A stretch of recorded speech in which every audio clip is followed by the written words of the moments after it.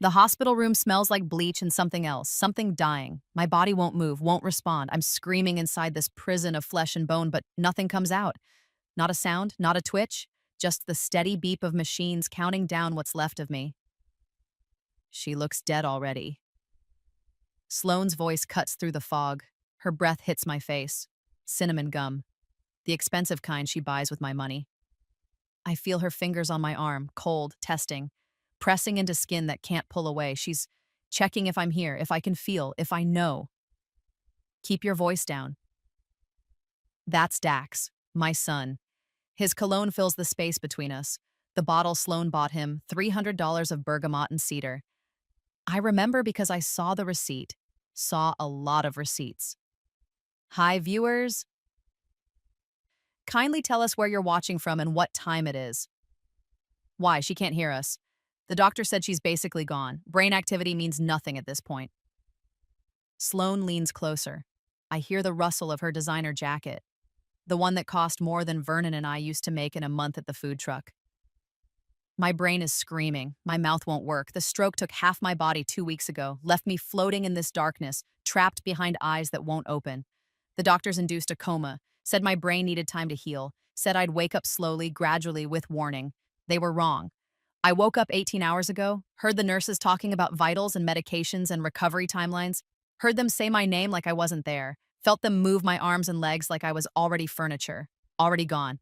But I'm here, locked inside, listening. When she's gone, everything is ours.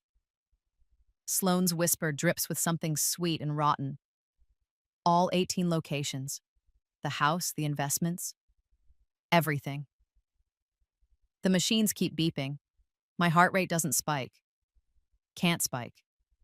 My body's a liar, telling everyone I'm not here, not listening, not dying inside as my son, my only child, stands there and lets his wife talk about my death like it's a shopping list. The will, Dax starts. His voice cracks. It always cracks when he's doing something wrong. Did it when he was 7 and broke my mother's vase. Did it when he was 16 and wrecked the car. Does it now at 34 while planning what to do with my corpse. We'll contest it. Sloane sounds bored, like we're discussing paint colors. Undue influence, diminished capacity, whatever. She was clearly not in her right mind when she cut you out. We have proof. Her own actions show erratic behavior. Cutting off her only son? No jury would side with her. I want to laugh, want to scream, want to grab Sloane's perfect throat and ask her what's erratic about protecting yourself from thieves. Just a few more hours, baby. Dax's voice changes, gets eager, excited. The doctor said if there's no improvement by tonight, they'll start discussing end-of-life options. I told them we wanted to respect her wishes, no extraordinary measures. My wishes. He's talking about my wishes. I never discussed end-of-life care with Dax. Never signed papers, never said pull the plug. He's lying to doctors, making decisions designed to speed up my exit, making room for himself in my will, in my life, in my grave. We should look sad when we leave, Sloane says. Her hand leaves my arm. I hear her moving toward the door. Stop by the nurse's station. Ask about her condition. I'll do the crying thing. You're good at that. I've been practicing since I met your mother. She laughs, quiet. Careful, won't carry into the hallway. God, she was so gullible. All those Sunday dinners, pretending to care about her boring stories about the business. I deserve an Oscar. They laugh together, my son and his wife, laughing about the woman who gave him life, standing over her hospital bed, counting minutes until inheritance. The door opens. Footsteps. Rubber shoes on linoleum. Let me check vitals, a new voice says, young, female. Petra, her badge said during the last shift. I caught a glimpse when my eyes flickered open for 3 seconds yesterday. Sloane's hand finds Dax's. I hear them move toward the door, hear them prepare their masks, their grief, their performance. Petra comes closer. Her hands are warm when she touches my wrist, gentle. She adjusts the IV line, checks the monitors. Your vitals are actually improving, she says quietly, like she's talking to herself, like she thinks I can't hear. Heart rate is good, blood pressure stabilizing. brain activity increasing. She pauses. I feel her lean closer. You're fighting, aren't you? I focus everything I have into my right hand. Every scrap of will, every ounce of rage. Move, I tell my finger. Move or die. Move or let them win. My index finger twitches. Vernon and I started with nothing. That's not a metaphor, not an exaggeration. We had $300, a used truck, and my grandmother's tamale recipe written on a grease-stained index card. Austin, 1985. The food truck era before food trucks were trendy, before hipsters made street food cool. We parked outside construction sites at dawn, sold breakfast tacos to men with calloused hands and empty stomachs, made enough to buy ingredients for lunch, sold lunch to make dinner, sold dinner to pay rent. My hands still remember the burn of hot oil, the weight of the cash box, the way Vernon would count bills at 2 in the morning, both of us too tired to speak, too stubborn to quit. We added a second truck in 1989, a brick-and-mortar location in 1993. By the time Vernon died 6 years ago, we had 18 restaurants across Texas. Not franchises, not corporate chains, ours. Every location built with our sweat, our money, our burned fingers and aching backs. Vernon had a heart attack reviewing invoices, died in the office we built together. The paramedics said he went fast, said he didn't suffer. I'm not sure that's true. I think he knew. Think he felt his heart stopping and thought about all the invoices left to review, all the orders left to place, all the work left to do. I took over everything. 73 years old and running an empire we built from street corner tamales. Some people retire. Some people play golf. I worked. Kept working. Because stopping meant Vernon died for nothing. Meant 40 years evaporated like steam from a pot. Dax was supposed to help. Supposed to learn. Supposed to understand that money doesn't grow. It's earned, bled for, fought for, protected. He never learned. Never wanted to. I gave him private schools when Vernon and I ate day-old bread to save money. Gave him college when we worked 100-hour weeks. Gave him a management position he didn't earn, couldn't handle, didn't respect. Gave him everything. And somehow that made him hate me. Because everything I gave him came with a price tag he could see. Came with memories of mom at the restaurant when other kids' moms were at school plays. Came with summers working the fryer when his friends were at summer camp. Came with the knowledge that every dollar had a story and every story involved his parents working while he wanted them home. So he decided I owed him. Decided my life's work was his inheritance. Decided taking from me wasn't theft. It was collecting a debt. That's what Sloane saw when she met him 3 years ago. Not a man, not a partner, a key. A way in. A door she could open to rooms full of money that didn't belong to her. But she was patient, smart, played the game better than Dax ever could. Called me Mama Cordelia from day one. Touched my arm during conversations. Asked about my health with eyes that looked concerned and calculated simultaneously. Steered every family dinner toward estate planning. Laughed at my stories about the early days while her smile never reached her eyes. I noticed. Small things first. The way she'd glance at her phone when I talked. The way her questions about the business always circled back to money, how much, where, how protected. The expensive purchases that appeared despite their claims of building savings. 6 months ago, I called my lawyer. Had him review the books. Someone was stealing from me, someone careful. Someone who knew the business well enough to stay under audit thresholds. 50,000 here, 30,000 there. Fake vendor accounts that looked real enough to pass casual inspection. The access codes led straight to my son. Dax had everything. That's what I kept thinking while my lawyer showed me spreadsheets, while the numbers added up to 200,000 stolen. While my son's betrayal became undeniable, documented, real. He had private school, the kind with Latin mottos and networking opportunities. Had college paid in full while other kids drowned in debt. Had a job waiting for him, a title he didn't earn, respect he didn't deserve. Had a mother who loved him enough to work herself sick. A father who died at a desk trying to build him a legacy. And it wasn't enough. Sloane made it worse. Or maybe she made it visible. Maybe Dax always resented me, always felt cheated, always thought he deserved more. Maybe Sloane just gave him permission to take it. She appeared 3 years ago at a charity gala.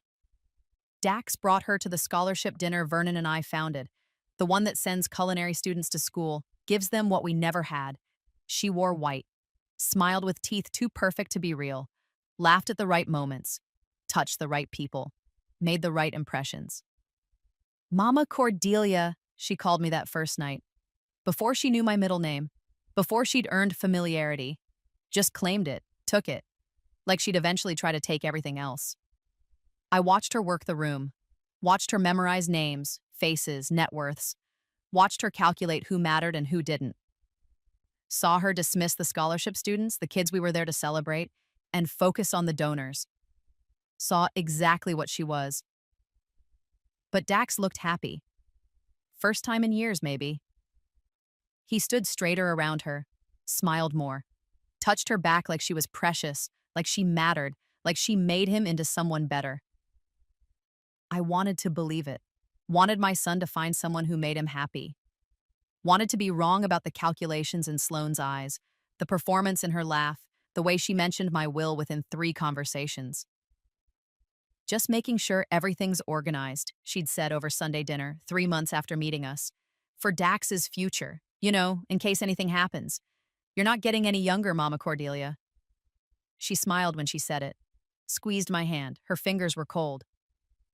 Vernon would have seen it, would have pulled me aside and said something in Spanish, the language we used for secrets. Would have protected me like he always did. But Vernon was gone. And I was tired. And Dax seemed happy. So I ignored the small things. The way Sloane's concern felt rehearsed. The way she documented my health issues, my arthritis, my occasional forgetfulness, my slower mornings. The way she took photos of me struggling with pill bottles, with stares, with anything that could later be used as evidence of diminished capacity. The way she bought Dax expensive things, the Tesla, the condo, the wardrobe, while claiming they were investing in their future. The way those purchases always came right after money disappeared from restaurant accounts. Small things, easy to ignore, easy to explain away, until the numbers made them impossible to dismiss. I confronted Dax in my kitchen, the same kitchen where I taught him to make tortillas when he was 8, where we'd rolled dough together, flour dusting our hands, Vernon taking pictures with the old camera that still sits on the shelf. The lawyer's report was on the table between us. 200 pages of theft, of betrayal, of my son's access codes used to create fake vendors, false invoices, fictional expenses that paid for his real life. Explain this, I said. Kept my voice level, gave him a chance. One chance to lie, to apologize, to try to make it right. He didn't even try. You owe me. His jaw set, eyes hard. This wasn't my son. The boy who cried over dead birds, who brought me flowers from the neighbor's garden, who used to say I love you before bed. This was someone else. Someone Sloane had helped create, or maybe just revealed. You stole my childhood. Made me work in the restaurants every summer while my friends were at camp. Made me choose between family and a normal life. I gave you everything. You gave me work, his voice cracked. You gave me responsibilities and expectations and guilt. You made me feel bad for wanting things, for wanting a mother who wasn't always at the restaurant, for wanting a father who came to my games instead of inventory meetings. The words hit like fists, each one true and completely wrong simultaneously. Yes, Vernon and I worked. Yes, we missed games and plays and moments we can't get back. Yes, we asked Dax to help, to understand, to be part of building something that would outlast us. But we did it for him. Every hour. Every sacrifice. Every burned finger and aching back and morning starting before dawn. For him. The money is mine anyway, Dax continued, his voice steady now, confident, like he'd practiced this speech. Eventually I'd inherit it. I'm just taking what's already mine. Sloane stood behind him, arms crossed, nodding. Her face showed support, agreement, righteousness. She'd helped him justify this, helped him transform theft into entitlement, helped him see his mother as an obstacle instead of a person. Get out. My voice didn't shake, didn't break. Both of you, get out of my house. Mom, you're not my son anymore. My son wouldn't steal from me, wouldn't justify it, wouldn't stand here and tell me I owe him for the crime of working hard to give him a future. Sloane's mask slipped, just for a second. Her eyes showed something cold and calculating, something that said this isn't over.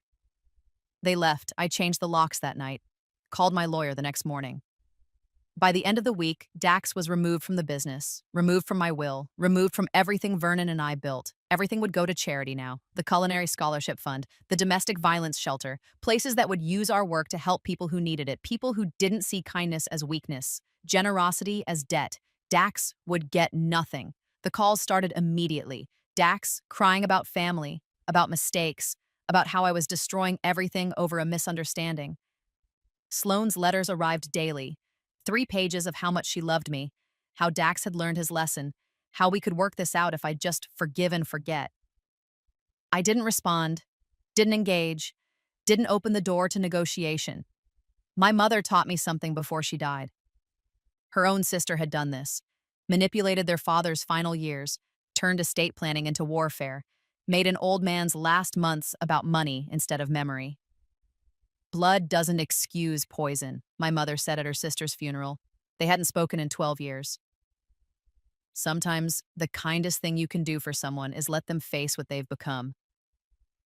I thought about that while Sloane's letters piled up, while Dax's voicemails filled my phone, while they tried everything: tears, anger, guilt, promises to get back into my life and my will. They didn't want relationship, wanted access, wanted control, wanted to know I'd forgiven them so they could start planning their next move. Because that's what people like Sloane do. They don't stop, don't give up, don't accept boundaries or consequences. They wait, watch, find new angles. I knew they weren't done. Knew Sloane was too smart, too patient, too committed to this long game to walk away from 18 restaurant locations and a portfolio Vernon spent 40 years building. Knew they were planning something. I wasn't naive enough to think changing my will would end this. Wasn't naive enough to think love would suddenly overcome greed. Wasn't naive enough to think my son would wake up one day and remember who raised him, who sacrificed for him, who loved him before he became this. I was just tired, 73 years old and tired of fighting people who should have protected me. Tired of working to build something meaningful while my only child worked to tear it down. Tired of loving someone who saw me as an obstacle. So I worked, kept the restaurants running, kept reviewing scholarship applications, kept meeting with the domestic violence shelter about expansion plans, kept living like Vernon taught me, with purpose, with dignity, with the understanding that legacy isn't what you leave behind, it's what you build while you're here. 2 weeks ago, I was in my home office, reviewing applications for the culinary scholarship. A girl from El Paso wanted to study pastry, wrote about her grandmother's pan dulce recipe, about working in her family's panaderia since she was 6, about dreams of opening her own place someday. Reminded me of us. Of Vernon and me at 23 with nothing but dreams and my grandmother's tamales. I was writing her acceptance letter when my left side went numb. The medical alert button presses into my palm. I'm falling. Floor rising up to meet me. Left side dead weight dragging me down like an anchor. My face hits cold tile, cheek pressed against ceramic. I can see my desk chair 3 feet away. Might as well be 3 miles. My mouth won't form words, won't call for help, just makes sounds, wet, broken sounds that don't mean anything. The button works, though. I feel it vibrate under my thumb. Sending signals, calling for someone, anyone. Time moves wrong, stretches and contracts. I'm on the floor and then paramedics are lifting me. I'm conscious and then I'm not. I'm trying to speak and then I'm trying to breathe and then I'm trying to remember my name. Hospital lights blur overhead. Someone's asking me questions I can't answer. Someone's putting needles in my arm. Someone's saying stroke and surgery and monitoring and words that sound important but won't stick in my brain. Vernon's face appears, then disappears. He's been dead 6 years, but he's here, touching my hand, telling me to fight. Then he's gone and a doctor is talking about ischemic events and blood flow and brain swelling. They induce the coma, that's what the neurologist says. Standard protocol: let the brain rest, let the swelling decrease, give my body time to heal itself. I go under thinking about the girl from El Paso, about her acceptance letter half written on my desk, about whether someone will find it, finish it, send it, about whether I'll ever wake up. I do wake up, but wrong. Everything's wrong. My body won't move, eyes won't open, mouth won't speak, but my brain is screaming, aware, trapped inside this shell that stopped taking orders, locked in syndrome. I'll learn the term later, learn that it's rare, learn that it's temporary for me. My body just needs time to catch up with my brain. Learn that the nurses don't know yet, don't realize I can hear them talking about me like I'm already gone. I hear everything. The monitors beeping, the IV dripping, the nurses checking vitals and discussing lunch plans and complaining about difficult patients in other rooms. I hear the door open that afternoon. Dax's cologne hits me first. Bergamot and cedar and $300. The smell of money I gave him, money he stole, money he's here to claim. She looks dead already. Sloane's voice is close. Too close. I feel her breath on my face. Cinnamon gum. The expensive kind from Whole Foods. The kind she buys with stolen money and chews while planning my funeral. Her hand touches my arm. Skin cold like she's already dead inside. Like whatever makes people human got surgically removed before she met my son. She's not checking on me. She's testing me. Pressing harder, watching for reaction. For any sign I'm aware. I stay still, stay silent, stay trapped. Keep your voice down. Dax sounds nervous. He always sounds nervous when he's doing something wrong. His voice gets thin, breaks on certain words. He probably doesn't even know he does it. Why? She can't hear us. The doctor said she's basically gone.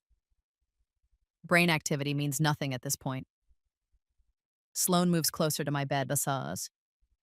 The mattress shifts under her weight. She's leaning over me now, studying my face like I'm a science experiment. I want to open my eyes, want to grab her throat, want to scream that I'm here, I'm listening, I'm remembering every word. My body doesn't move. When she's gone, everything is ours.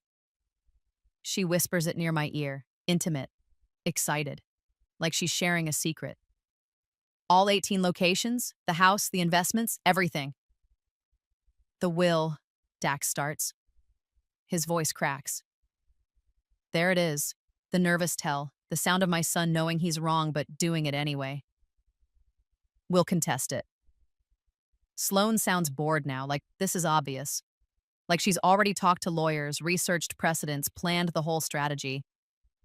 Undue influence, diminished capacity, whatever. She was clearly not in her right mind when she cut you out. We have proof. Her own actions show erratic behavior. Cutting off her only son, no jury would side with her.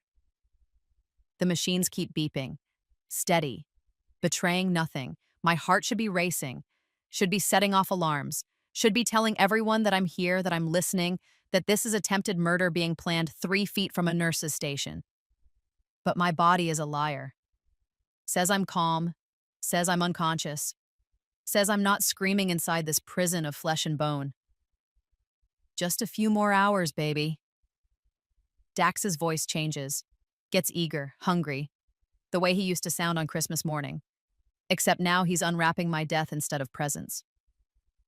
The doctor said if there's no improvement by tonight, they'll start discussing end-of-life options. I told them we wanted to respect her wishes, no extraordinary measures. My wishes. My wishes were never discussed, never written down, never signed. He's lying to medical staff, making up directives, creating a narrative where letting me die is what I wanted, where killing me is kindness. We should look sad when we leave. Sloane's hand leaves my arm. I hear her moving, adjusting her clothes, preparing her mask. Stop by the nurse's station. Ask about her condition. I'll do the crying thing. You're good at that.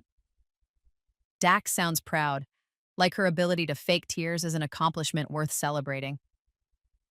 I've been practicing since I met your mother. Sloane laughs, quiet, controlled, won't carry past the door. God, she was so gullible. All those Sunday dinners, pretending to care about her boring stories about the business. I deserve an Oscar. They laugh together, my son and his wife, laughing about the years they played me, about the performance they gave every Sunday at my table, about how stupid I was to believe them, about how close they are to getting everything they want. When this is over, we're getting the penthouse in Dallas, Sloan says, the one overlooking Clyde Warren Park. I've already talked to the realtor. What about the restaurants? We'll sell. Find a buyer for all 18 locations. Package deal? Take the money and travel. Live the life we should have been living instead of waiting for her to die. They're not even pretending the restaurants matter. Not pretending they care about Vernon's legacy, about the employees who've worked for us for decades, about the scholarship students counting on us. They just want money. Want it fast, want it now. We need to be careful, though, Dax says. His nervous voice returns. If the will contest doesn't work, it will work. Trust me. Sloan moves toward the door. But if you're worried, there are other options. What do you mean? I mean people get infections in hospitals all the time. Blood clots happen. Medication errors occur. Her voice drops lower. If she wakes up before we're ready, there are ways to make sure she doesn't stay awake. Silence. Heavy silence that fills the room like smoke. You're talking about killing her. Dax's voice cracks wide open. Actually, killing her. I'm talking about ensuring our future. She already tried to destroy yours, cut you out, made you look like a thief when you were just taking what's rightfully yours. Sloane's voice hardens. This is just speeding up the inevitable. She's 73. She had a stroke. No one would question it. I don't know. You don't have to know. You just have to stay quiet. Let me handle the details. Sloane opens the door. Light from the hallway cuts across my closed eyes. When she's gone, everything is ours. Just a few more hours, baby. Just a few more hours. The door closes. Their footsteps fade. I'm alone with the machines and the terrible knowledge that my son, the boy I raised, the child I loved, just listened to his wife plan my murder and didn't say no, didn't stop her, didn't defend me, didn't choose me, chose money instead. 40 minutes pass. I count them by the IV drips, by the nurse checking the room next door, by the sound of food carts in the hallway delivering dinner trays I can't eat. The door opens again, different footsteps, lighter, faster. Let's see how you're doing, Mrs. Hastings. Petra's voice, young, kind. She's been checking on me all day, taking vitals, adjusting blankets, talking to me like I might be able to hear. She doesn't know I can. The blood pressure cuff tightens around my arm, releases. She makes notes on her tablet, checks the monitors, does everything nurses do for patients who aren't there. Then she leans closer. Her voice drops, becomes different, becomes real. Your vitals are actually improving. Heart rate is good. Blood pressure stabilizing. Brain activity increasing. She pauses. I feel her hand touch mine. You're fighting, aren't you? This is it. This is my chance. Maybe my only chance. I focus everything into my right hand. Every ounce of strength. Every bit of will. Every scream trapped in my chest. Move, I tell my finger. Move or they win. Move or die. My index finger twitches. Small, barely visible, but real. Petra gasps. Her hand tightens around mine. Mrs. Hastings, can you hear me? I move it again, twice. Deliberate. Unmistakable. Oh my God. Her voice shakes. Okay, don't try to do too much. Let me get the doctor. You're waking up. You're actually waking up. She rushes out. I hear her in the hallway paging the neurologist. Hear the excitement in her voice. Hear her saying remarkable and unexpected and faster than anticipated. Time moves different now. Faster. The neurologist comes, examines me, shines lights in my eyes, tests my reflexes, confirms I'm emerging from the coma, calls it a good sign, a great sign, says my cognition appears intact even if my motor control needs work, says I might have speech difficulties, might need physical therapy, might take weeks to fully recover. Says I'm lucky. I practice while he talks to the nurses. Practice opening my eyes. Just a sliver. Just enough to see shapes. Practice moving my hand, my fingers, getting my body to remember how to take orders from my brain. 20 minutes later, the door opens again. Dax's cologne announces him before he speaks. Mom, can you hear me? His voice is too loud, too performative, playing concerned son for anyone listening. I keep my eyes barely open, keep my breathing steady, let him think I'm still mostly gone. The nurse said she's improving. Sloan. Suspicious. Always suspicious. What does that mean exactly? Probably nothing. Random brain activity. Happens sometimes before the end. He's lying to her now, or maybe he doesn't believe it. Doesn't want to believe his mother might wake up. Might remember, might tell. We should talk to the doctor about accelerating the timeline. Sloane's voice drops to a whisper, but I hear it, hear every word, before she actually wakes up. What do you mean? I mean, there are ways. We discussed this. Impatience creeps into her voice. Blood clots, infections, medication errors. The door opens. Petra walks in with another nurse. Her face is professional, cold. She knows something, heard something.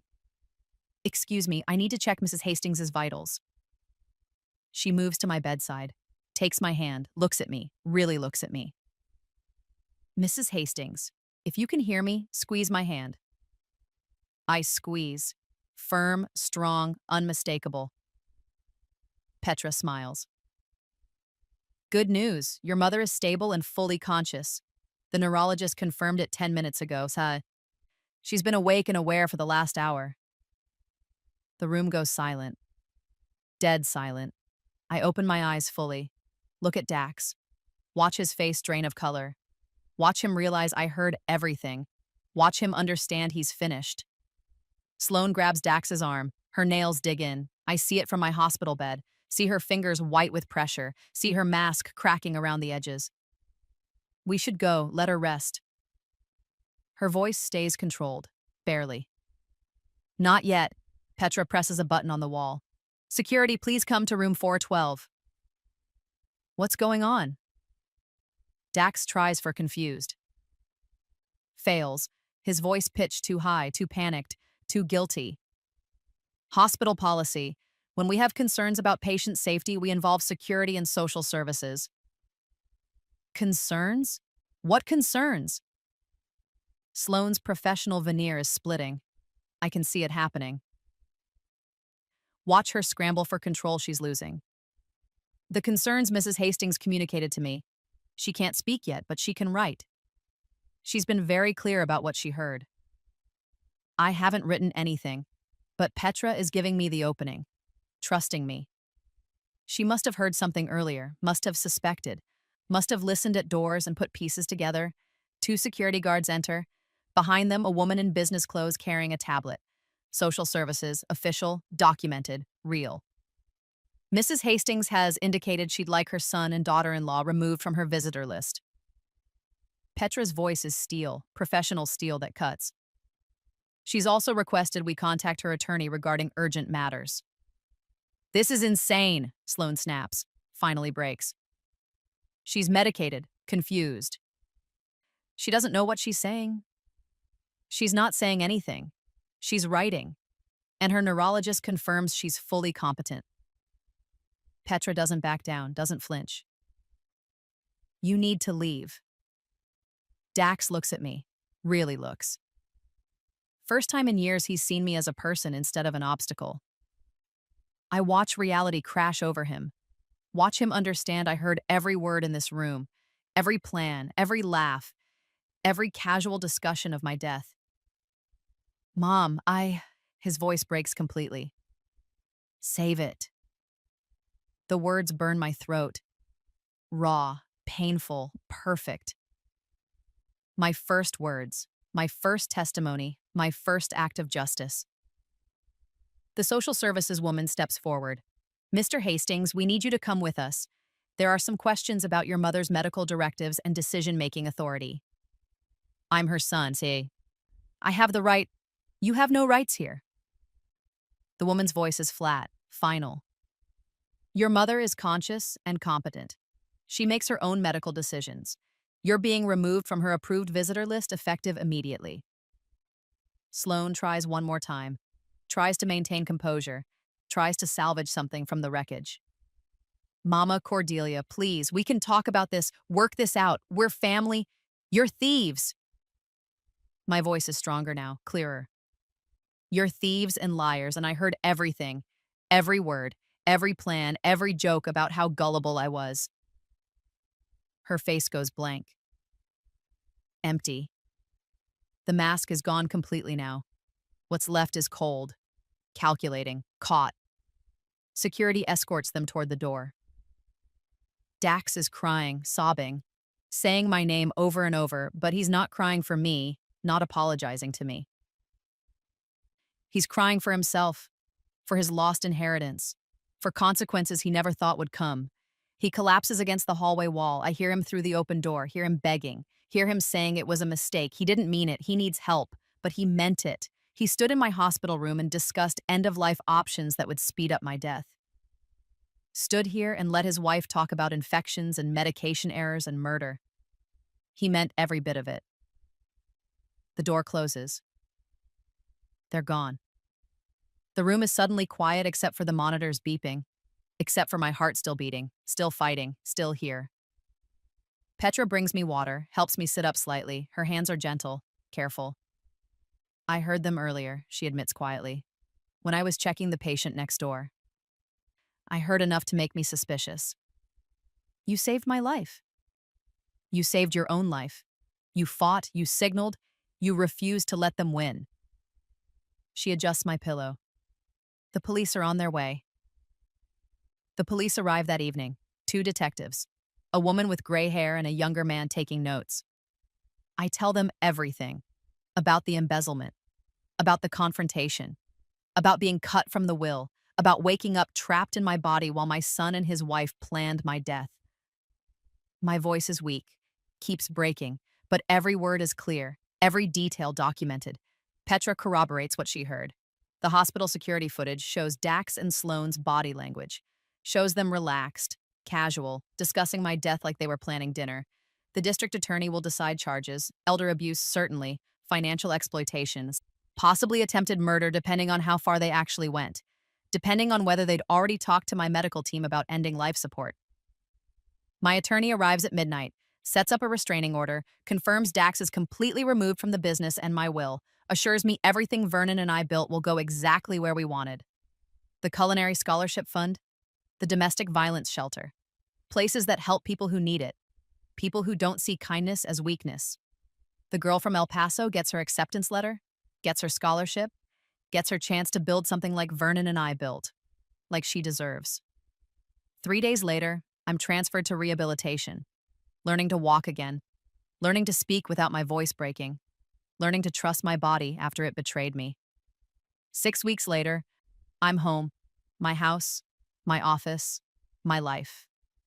The restaurants continue under professional management. The scholarship applications keep coming. The domestic violence shelter breaks ground on a new wing. Everything keeps moving forward like Vernon and I planned. Dax and Sloane are facing charges.